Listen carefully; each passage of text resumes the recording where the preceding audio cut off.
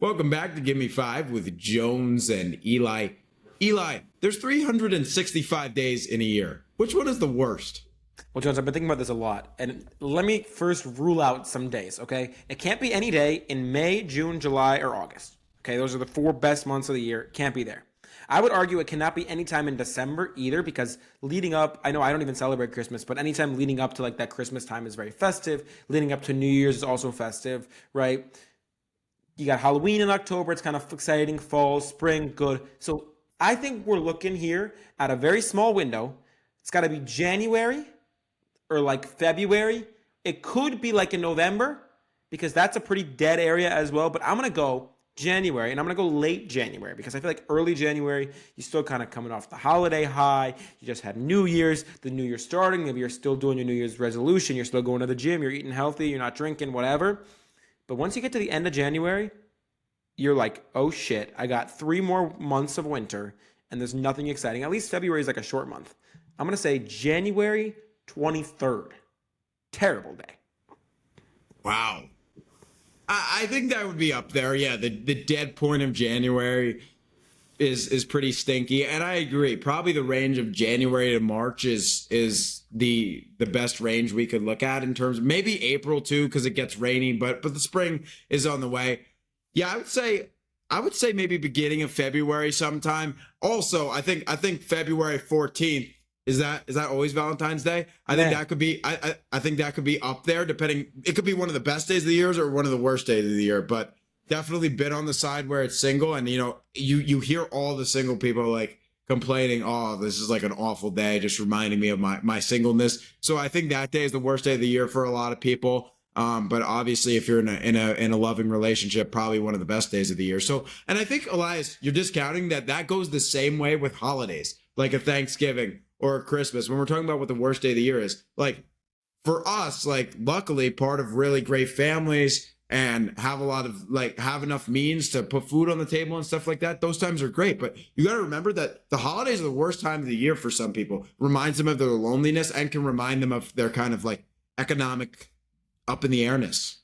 it's true, and it's a little bit deep, but it is definitely true. I would give you another personal example here, and this is obviously very personal to me or to you, but it can happen for anybody, just different days. I would say the day after the birthday is also a chance to be low. Funnily enough, for people that don't know, your day after your birthday is actually my birthday. So your worst day could be my best day.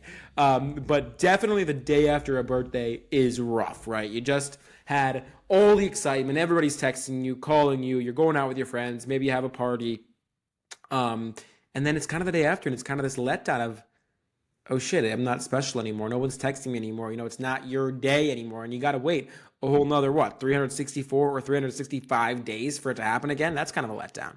Yeah, it used to be the day before my birthday was a crazy day because I had this friend in elementary school who we had the same exact birthday, and dude, we would just wait. I remember every September 23rd, we would just like wait and wait and wait. It was like, oh my gosh, we're getting so close. We're getting so close to the big day. And I agree, maybe the day after, but sometimes like I don't know, where do you rank the birthdays in best days of the year? Because sometimes it's really good, but sometimes maybe it falls short of expectations. Well, I don't think the birthday is by any means the best day of the year because I think it's just not that great of a day. Honestly, like it's another reminder that you're getting older, number one, which obviously as you start to get older, that's going to become more and more less exciting. But second of all, it is kind of like anytime you have these emotional days where everybody's texting you or calling you with all these like life changing events, it can be good and bad, right? I know a lot of people who cry on their birthday always because it's just like so overwhelming and everybody's texting you and it's just kind of this reminder of, I don't know. And maybe if somebody doesn't text you, that can be sad, or somebody does, you don't see somebody or you don't have the perfect day. It can be there. So I don't know that it's the best day, but I'm definitely not putting it up there with the worst days. I'd put it at maybe day 25. Oh, no, top 20 for sure.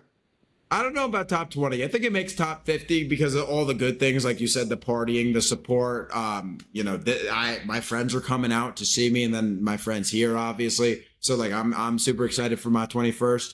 But I will say, yeah, it's not always perfect. I've definitely had birthdays where it's tougher because, yeah, you sometimes you realize like, oh my gosh, I'm getting older. Have I accomplished the things I wanted to accomplish? Did this person text me? Did he text me? Did she text me? It is an emotional day. But I think we can settle late January, early February, worst days of the year.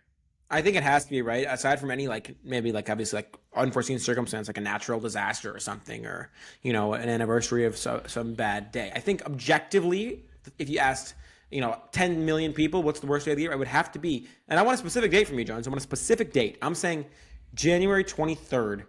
It's not quite the last week of January, so you're not really even into the February stretch yet, but it's still January. It's terrible. I'm going to give you February 10th because it's just that dead period. Plus, you'll be thinking about Valentine's Day if you're single. I do want to acknowledge, though, end of January is my grandpa's birthday. So, there are very good times in January as well. And shout out to birthdays that happen then to make it better. This has been Gimme 5 with Jones and Eli. Eli, thanks for talking. Always a pleasure, Jones. Talk to you soon.